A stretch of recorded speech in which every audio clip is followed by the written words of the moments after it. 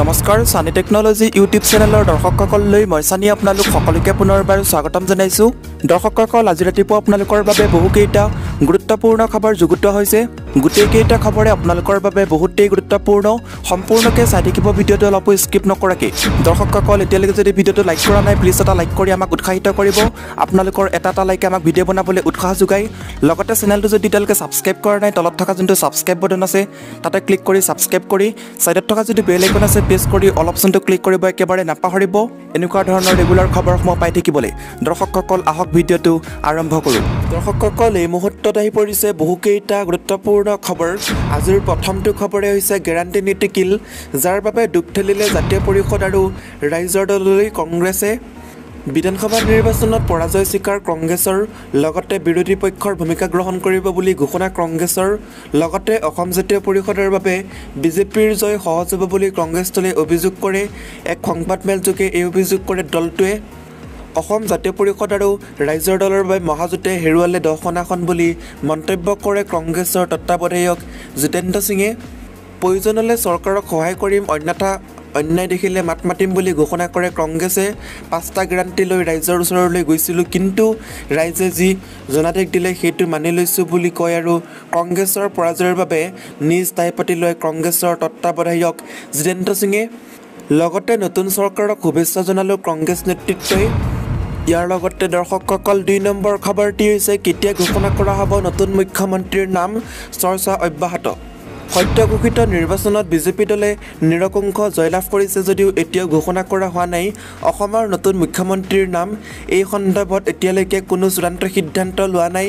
যিহেতু 2016 চনত বিজেপিয়ে মুখ্যমন্ত্ৰী প্ৰাৰ্থী প্ৰক্ষেপ কৰিছিল, এইবাৰ যিহেতু নাই কৰা, গতিকে ৰাইজৰ মাজত কৌতূহল বিৰাজ কৰিছে।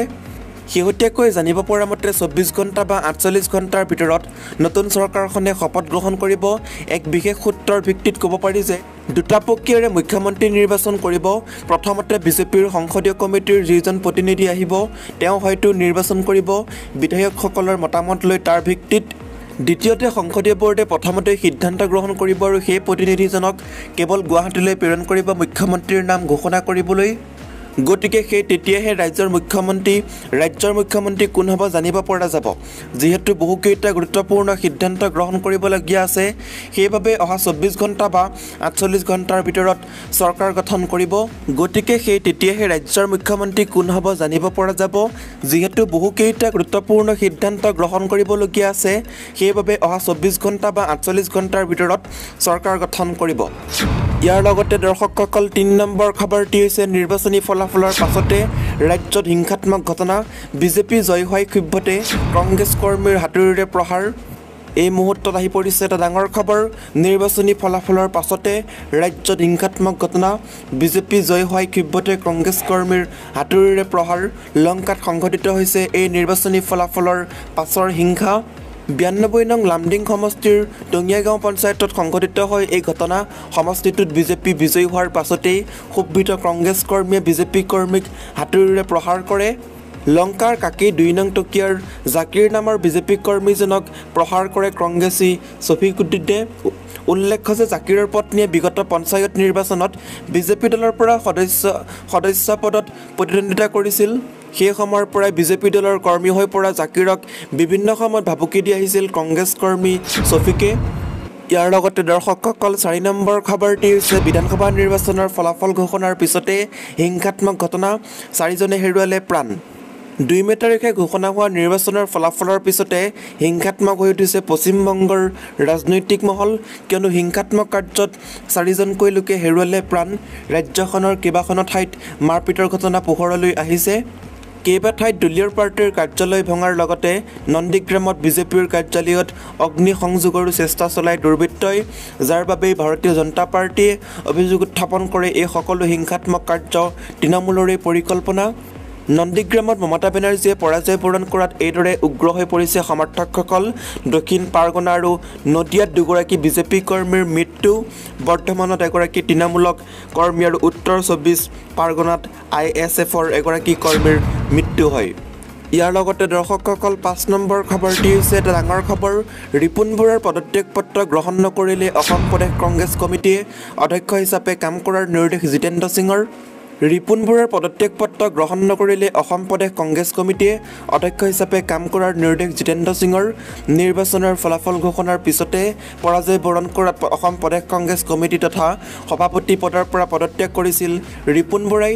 পিছে আজি অসম প্ৰদেশ কংগ্ৰেছ এক সংবাদমেলৰ আয়োজন কৰি এইবাৰ নিৰ্বাচনত পৰাজয় বৰণ কৰাৰ কাৰণ সদৰি কৰাৰ লগতে ৰিপুন বৰাতেই দলটোৰ সভাপতি পদত থকাৰ বাবে আহ্বান জনায়।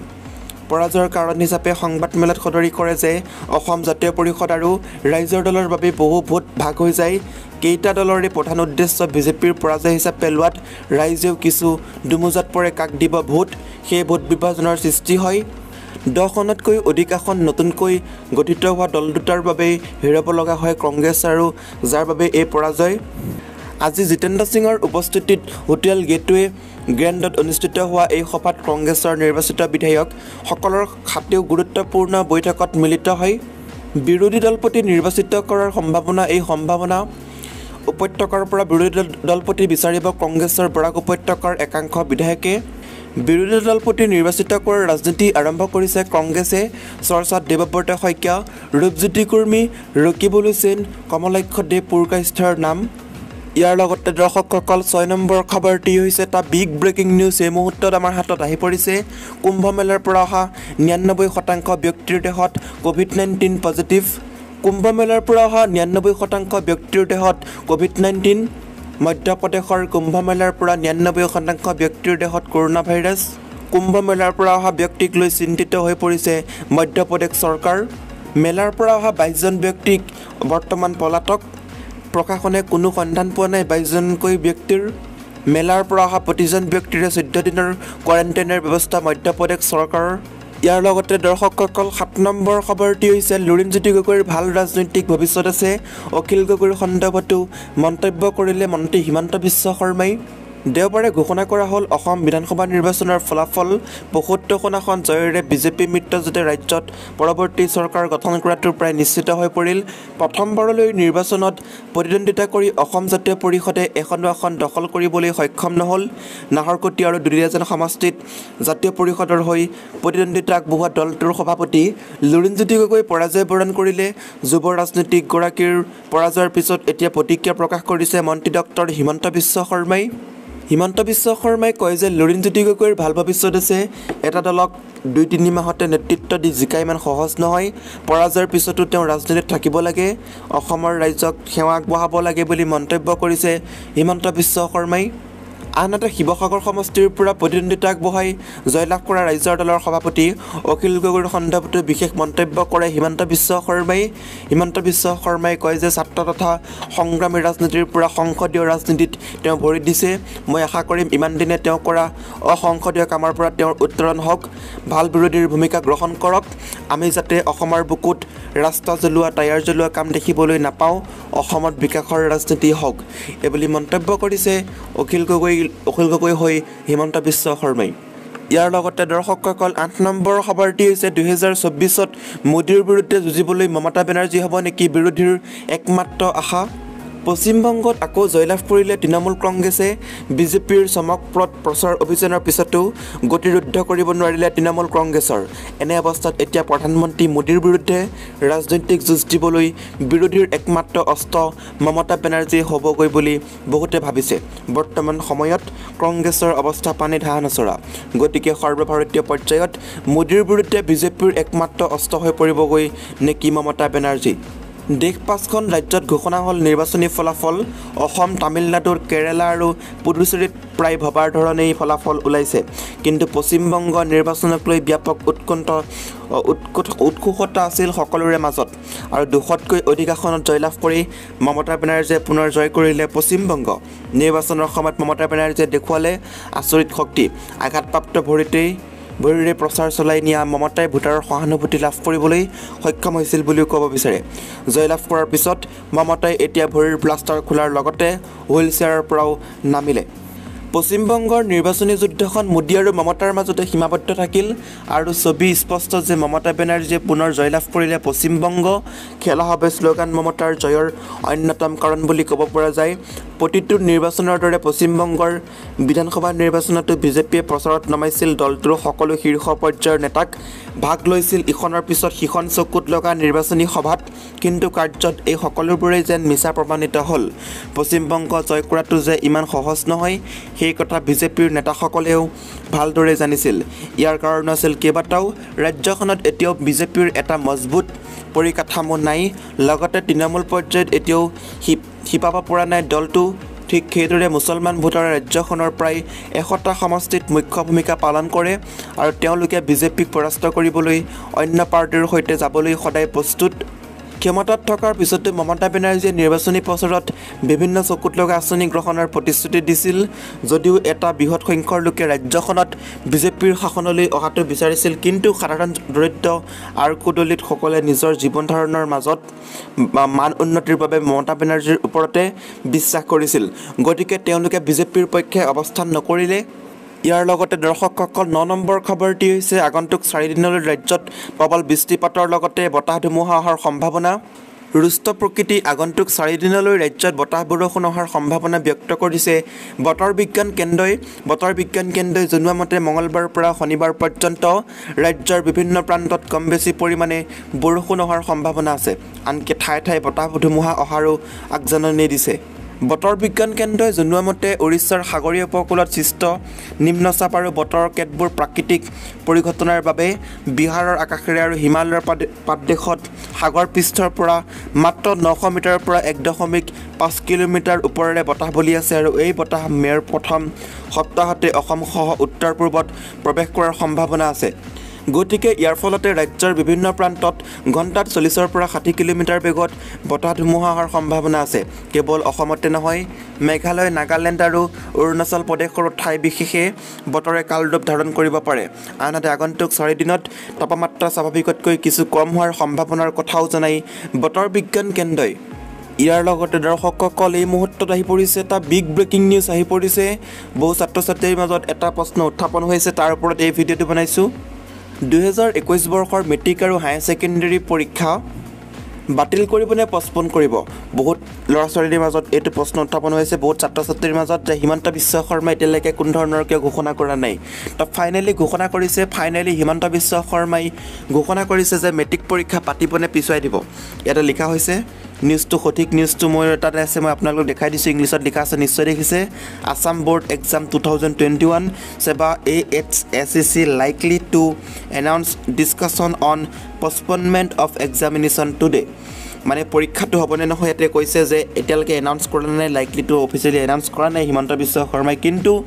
পষ্টপন কৰিবনে নে পৰীক্ষা পাতিব সেইটো কথা জনাব হিমন্ত বিশ্ব শৰ্মাই জনাম বুলি ঘোষণা কৰিছে লগতে কি বুলি কৈছে আপোনালোকক জনাব চেষ্টা কৰিছোঁ সম্পূৰ্ণকৈ শুনক দৰ্শকসকল মন দি শুনিব এটা লিখিছে the board of secondary education Assam Seba and Assam higher secondary education council AHSLC are likely to announce their decision on class 10 HSLC and class 12 HSLC board exam on Monday মানে পৰীক্ষাটো পতা কথা আছে 11 তাৰিখে যোনটো মেট্ৰিক পৰীক্ষা হয় লগতে হায়াৰ ছেকেণ্ডাৰী পৰীক্ষা হয় তাৰপিছত এটা দিছে দা class 10 HSLC and class 12 HSLC board exam in Assam were scheduled to be conducted from May 11, 2021 and May 12, 2021 respectively এটা লিখিছে তাৰপিছত এটা লিখিছে however in view of the spike in COVID-19 cases students have used the government to either postpone or cancel the board exam যে ably এটা কৈছে যে COVID-19 কেसेस কিমান আহিছে সকলোৱে গম পাইছে students have used urged the government to either postpone or cancel the board exam মানে পৰীক্ষাটো postpone কৰিব পাৰে বা পৰীক্ষা পাতিব পাৰে এতিয়ালৈকে কোনো ধৰণৰ ঘোষণা কৰা নাই COVID-19 কেसेस বহুত হৈছে ষ্টুডেণ্টখিনিৰ বহুত ক্ষয়ক্ষতি হ'ব যদি পৰীক্ষা পাতি দিয়ে এটা কথা সেইটো উল্লেখ কৰিছে লগতে এটা লিখিছে দিছ ইয়াৰ approximately 4 lakh students are expected to appear for the Assam board exam 2021 total metric পৰীক্ষা দেবা 4 লাখ ষ্টুডেণ্টে পৰীক্ষা দিব এটা কথা এটা উল্লেখ হৈছে তাৰপিছত লিখিছে student and teacher are hoping that the examination should be postponed to ensure to future transmission মানে ষ্টুডেণ্টখিনিক ইচ্ছা কৰিলে পাছ কৰাই দিব পাৰে, কিন্তু যদি পাছ কৰাই দিয়ে ভৱিষ্যত কি হ'ব? হিমন্ত বিশ্ব শৰ্মাই আগতে ঘোষণা কৰিছিল, লগতে ইয়াতো এইটো কথাই লিখা আছে। লগতে ইয়াতে লিখিছে last week HSLC postponed the HS 1 year exam 2021 identifiability এটা লিখা হৈছে। তাৰপিছত এটা লিখিছে as far as the HSLC exam 2 concerned there is no official update with but expected to be announced on Monday। মানে ইয়াতে অফিচিয়েলি মনডে এইটো কথা উল্লেখ কৰিছে হিমন্ত বিশ্ব শৰ্মাই। লগতে এটা লিখিছে Assam education minister Himanta Biswa Sarma had earlier appealed to Seba and HSLC discuss। মানে হিমন্ত বিশ্ব শৰ্মাই এডুকেশ্যন মিনিষ্টাৰ হয়, যদি শিক্ষামন্ত্ৰী হয় সকলোৱে গম পায় এইটো কথা। হিমন্ত বিশ্ব শৰ্মা সেবাৰ লগতে HSLC লগত ডিছকাছ কৰিব কথাটো যে পৰীক্ষাটো পাতিলে ভাল হ'ব নে পৰীক্ষাটো নাপাতিলে ভাল হ'ব। এইটো কথা কোৱাৰ পিছত উইদিন 10 দিনৰ ভিতৰত, মানে সোমবাৰৰ পৰা হিচাপ হ'ব 10 দিনৰ ভিতৰত আপোনাৰ এই কথাটো ঘোষণা কৰিব যে মেট্ৰিক পৰীক্ষা পাতিবনে নে নেপাতে। আৰু পৰীক্ষাটো 11 তাৰিখে হয়, বেছি দিনটো নাই। পৰীক্ষা আগদিনাখনটো জনাব নোৱাৰে যে কাইলৈ পৰীক্ষা হ'ব। এইটো কথা ভিত্তি কৰি মেট্ৰিক পৰীক্ষা কেঞ্চেল কৰিব, এইটো 100% চিয়'ৰ হৈ গ'ল। হিমন্ত বিশ্ব শৰ্মাই এটা হিংস দিছে এইটো নিউজৰ ওপৰত। এইটো আপোনালোকক কোনো ধৰণৰ ফেক নিউজ দি থকা নাই, আপোনালোকক টুইটাৰৰ পৰা দি আছোঁ। হিমন্ত বিশ্ব শৰ্মাই টুইটত এই বুলি উল্লেখ কৰিছে যে 10 দিনৰ ভিতৰত আমি সেবাৰ লগতে উচ্চতৰ মাধ্যমিক শিক্ষা সংসদৰ লগত কথা পাতি পেলাই আমি জনাম যে 10 দিনৰ পিছত মেট্ৰিক পৰীক্ষা হ'বনে নহয় এইটো কথা জনাম। আৰু পৰীক্ষালৈতো বেছি দিন নাই, 11 তাৰিখে পৰীক্ষা আছে, আজিতো আপোনাৰ 4 তাৰিখে হ'ল আৰু বেছি দিন নাই। চ' এইটো কথাৰ ওপৰত ভিত্তি কৰি ক'বলৈ হ'লে মেট্ৰিক পৰীক্ষা কেঞ্চেল হ'ব, সেইটো কথা 100% চিয়'ৰ। পৰীক্ষা আপোনাৰ পিছুৱাব হয়, কেঞ্চেলটো কেতিয়াও নকৰে, পিছুৱাব সেইটো চিয়'ৰ, ডেম চিয়'ৰ, সেইটো খাটাং। আৰু আপোনালোকে টেনশ্যন ল'ব কোনো ধৰণৰ প্ৰয়োজন নাই। মেট্ৰিক পৰীক্ষা পষ্টপন কৰাটো 100% প্ৰায় নিশ্চিত হৈছে। তো দৰ্শকসকল, আজিৰ ভিডিঅ'ৰ মাধ্যমেৰে আপোনালোকক এইটো খবৰ দিবৰ চেষ্টা কৰিছোঁ। যদি খবৰটো শুনি ভাল লাগিছে লাইক কৰিব, শ্বেয়াৰ কৰিব, চেনেলটো ছাবস্ক্ৰাইব কৰিব একেবাৰে নাপাহৰিব এনেকুৱা ধৰণৰ ভিডিঅ'সমূহ পাই থাকিবলৈ। দৰ্শকসকল আজিলৈ বাই বাই, আকৌ নেক্সট ভিডিঅ'ত লগ পাম। জয় অসম।